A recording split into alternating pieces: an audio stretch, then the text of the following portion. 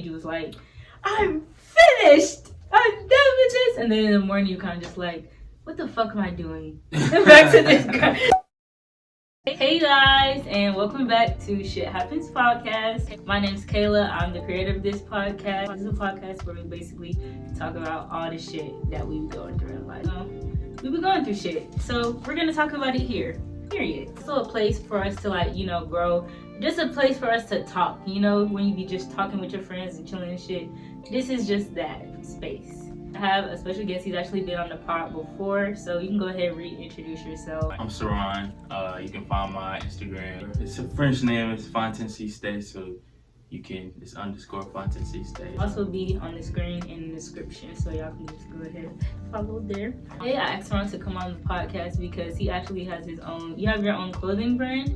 No, actually. Explain the whole situation. Yeah, so I mean, first it kind of started with having my own brand and stuff. Mm-hmm. And then, a long time ago, my family was into the manufacturing business, and I actually met some friends through there. Had a couple of mentors growing up, and just the way that things cool. worked So out. you always been around just fashion and into. Yeah, I mean, it just I would say something.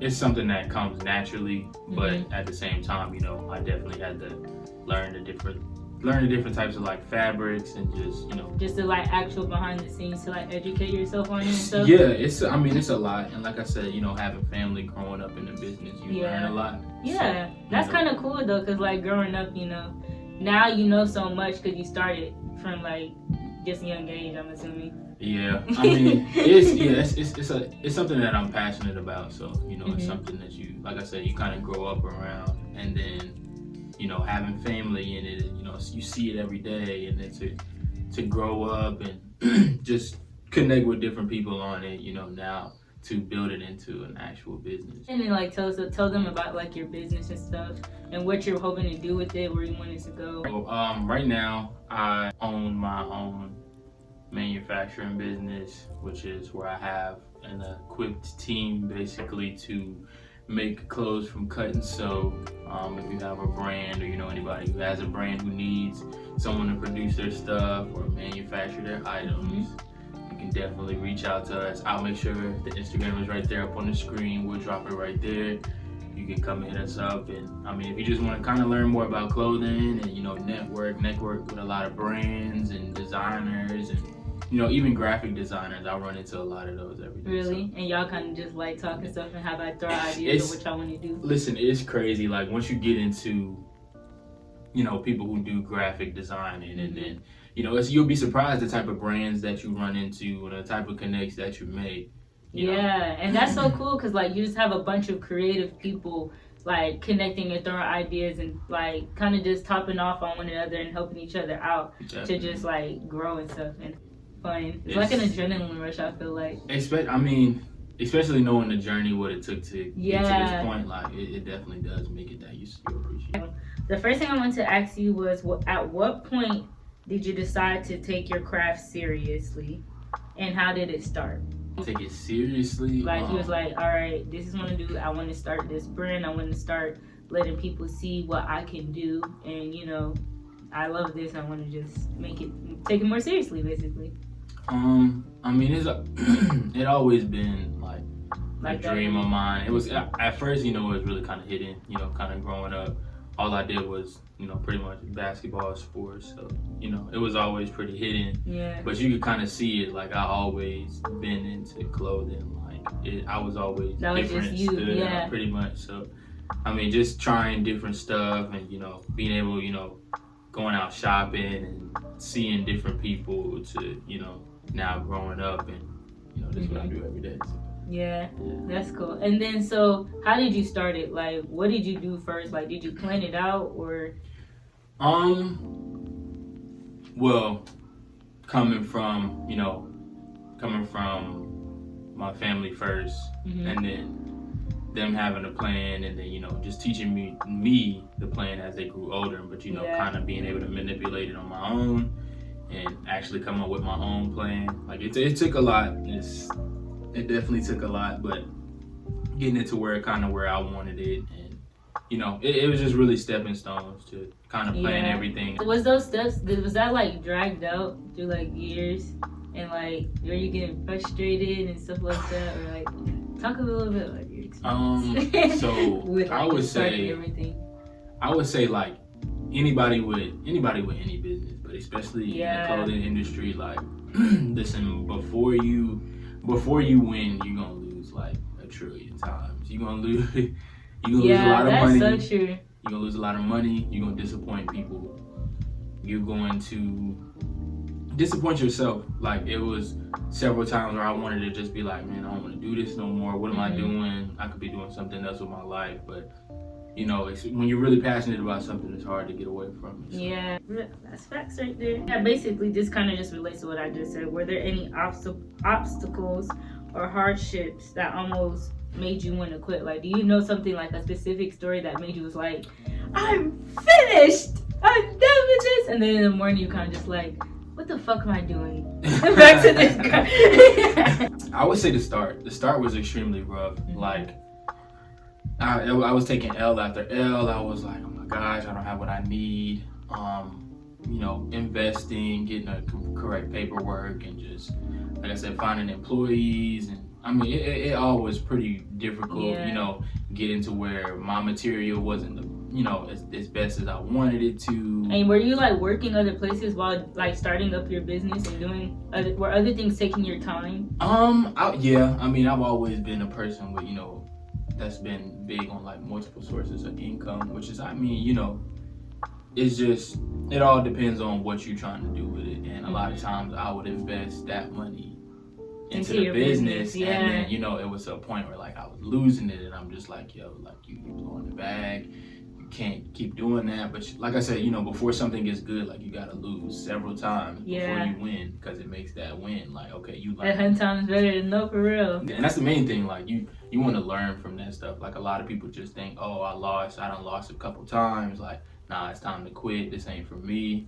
A lot of times they're really learning lessons. Just how you and that's those obstacles that like basically make your foundation of like how your business came to be. Right. I'm telling you, it's that's why I'd be trying to think sometimes, like, you know, these hardships are just gonna humble you later. For real. Deadass. Like, this is why I could be humbled later. 100%. And I'm gonna need that, okay? This is gonna be the plot line to my story in my movie. When some sexy bitch plays me. That's really it. Like, that's what I be trying to take. That's how you make it feel better. Yeah. Anything you're doing, like, listen, it's part of basically your marathon. Like, it's not a race. You gotta take your time. You take your L's, you take your W's, you take them both on the chin. You keep your head up, and then you just keep going. Facts, big facts. The last topic we're gonna talk about is, how did you, or how are you learning to network? So, like, you know how earlier you were talking about like connecting with graphic designers and all these people in the like fashion and clothing world. How did you like step out your shell? Well, you've always been like a people person, I feel like, because ever since I met you, you were like real easy going to talk to and stuff like that. So that's probably just natural for you. But like, how do you network? Like, what do you do? I would say early on, I was a little bit quieter. Like, I'm the type of person, like, I'm not even, you know, I'm not trying to be seen in every room that I went to. A lot of times I just like to observe and like to listen. So, you know, I had to go out of being really quiet early on to where, you know, you start talking about your shit so people can like. I wouldn't even say that. Like, a lot of times it doesn't even come with like offering your business. Like, it just comes naturally. It's a skill. It's a skill. Like, you have to work on it. You know, getting around like different crowds and, you know, just coming to people, and, you know, even having random conversations. I think that's what a lot of people in society lack. Like, the ability to have a legit conversation with just without somebody being weird. Yeah, because it'd be hella awkward.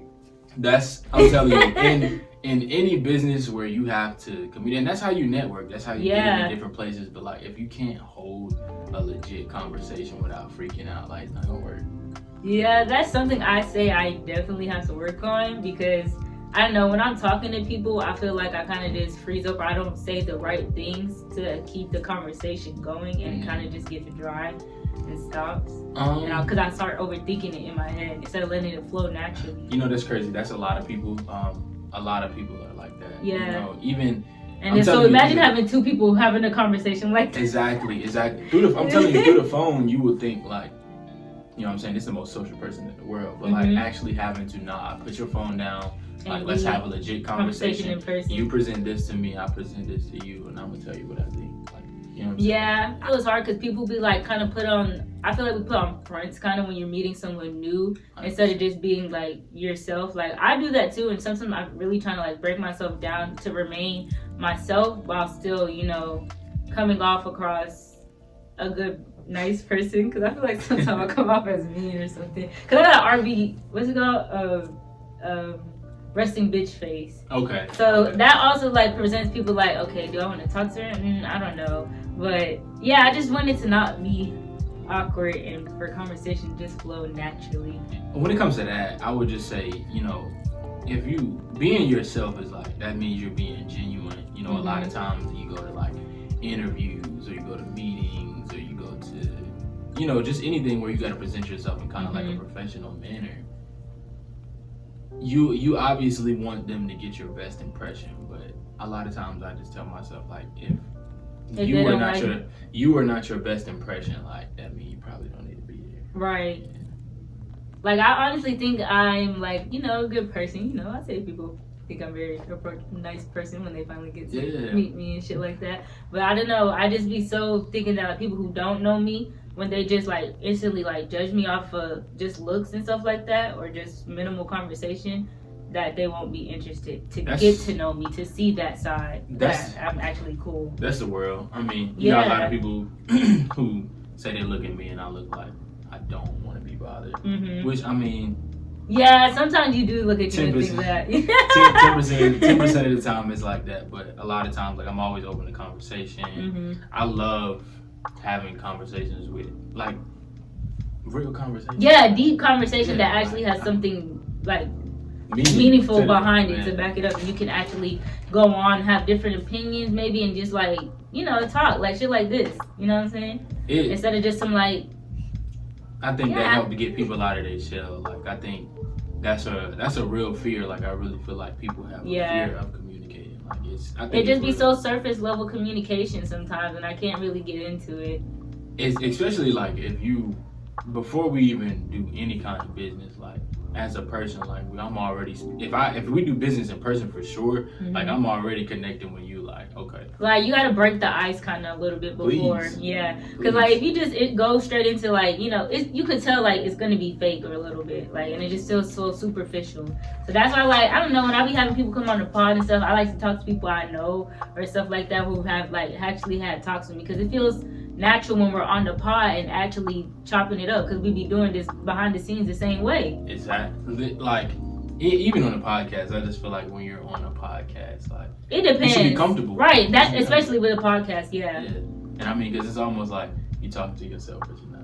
Yeah, like that's what I'm saying. Like when people come to pod, I like to kind of just, you know, we kind of talk a little bit first before we start recording. You know, like even if we don't know each other, get to know each other first a little bit, talk, and then we sit down and talk on camera. Basically, that's it. That's really it. Even I would just say, you know, I encourage anybody, especially if you're trying to get into business. Period. Like you got to get yourself out of your comfort zone. Yeah, you're gonna lose. That's a big thing. Don't try to win everything. You're gonna lose. Take your losses on the chin. And keep your head held high. I'm telling future Kayla this: keep your head held high. You got it. She gonna watch this. She gonna watch this. She probably gonna be a millionaire. Okay, period. That's the goal. Thanks for coming on the pod, Saran. It's always a pleasure to have you. Make sure you guys go follow him, find him. All the information will be down below where to check his. Right there. All right, check the nigga out. Period. Thanks for watching. Make sure y'all subscribe. Make sure y'all like, and make sure y'all comment. Like, we're on the road to 200 subs, so period. Let's go. I want to reach 200 subs by my birthday, which is September the 16th. So let's run it up. See you guys in the next one. Bye.